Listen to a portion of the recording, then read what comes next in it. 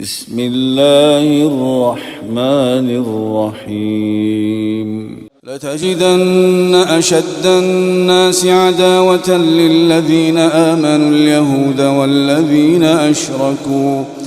ولتجدن أقربهم مودة للذين آمنوا الذين قالوا إنا نصارى ذلك بأن منهم قسيسين ورهبانا وأنهم لا يستكبرون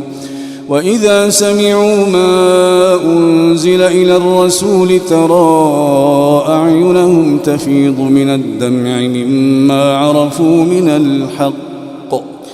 يقولون ربنا آمنا فاكتبنا مع الشاهدين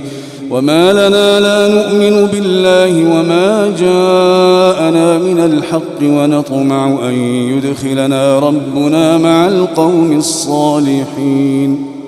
فأثابهم الله بما قالوا جنات تجري من تحتها الأنهار خالدين فيها وذلك جزاء المحسنين والذين كفروا وكذبوا بآياتنا أولئك أصحاب الجحيم يا أيها الذين آمنوا لا تحرموا طيبات ما أحل الله لكم ولا تعتدوا إن الله لا يحب المعتدين وكلوا مما رزقكم الله حلالا طيبا واتقوا الله الذي أنتم به مؤمنون لا يؤاخذكم الله باللغو في أيمانكم ولكن يؤاخذكم بما عقدتم الأيمان فكفارته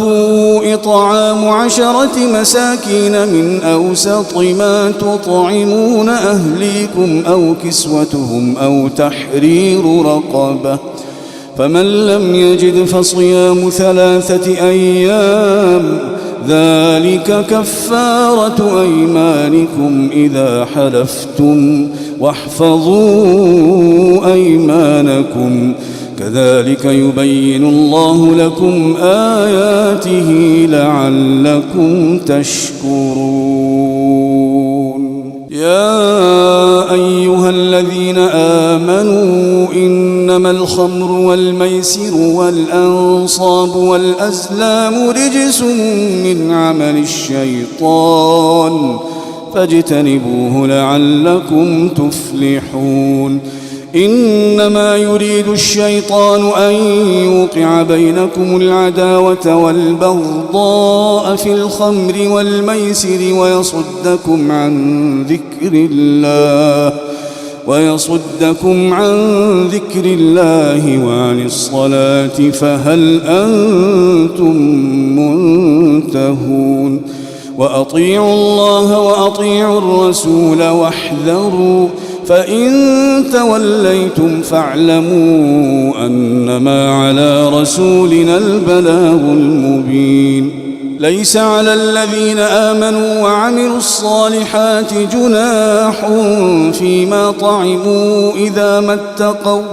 إذا ما اتقوا وآمنوا وعملوا الصالحات ثم اتقوا وآمنوا ثم اتقوا وأحسنوا والله يحب المحسنين يا أيها الذين آمنوا ليبلونكم الله بشيء من الصيد تناله أيديكم ورماحكم ليعلم الله من يخافه بالغيب فمن اعتدى بعد ذلك فله عذاب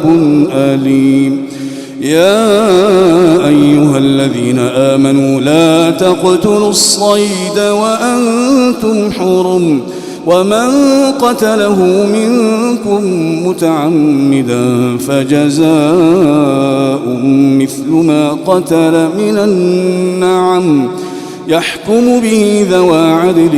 منكم هديا بالغ الكعبة يحكم به ذوى عدل منكم هديا بالغ الكعبة أو كفارة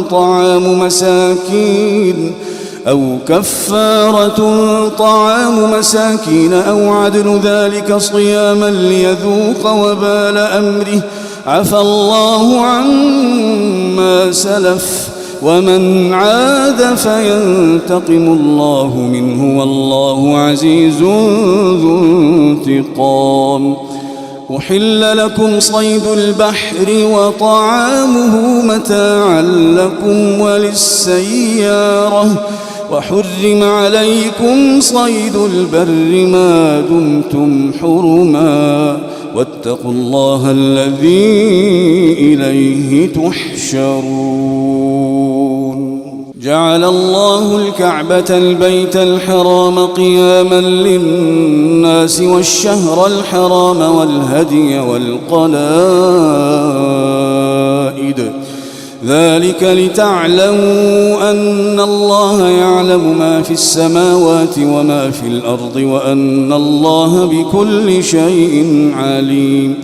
اعلموا أن الله شديد العقاب وأن الله غفور رحيم. ما على الرسول إلا البلاغ والله يعلم ما تبدون وما تكتمون. قل لا يستوي الخبيث والطيب ولو أعجبك كثرة الخبيث فاتقوا الله يا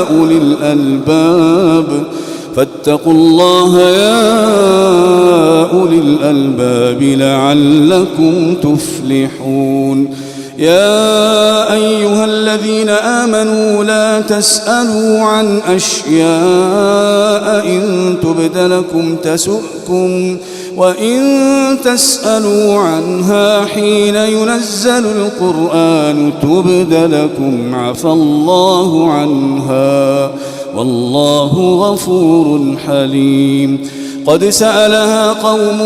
من قبلكم ثم أصبحوا بها كافرين. ما جعل الله من بحيرة ولا سائبة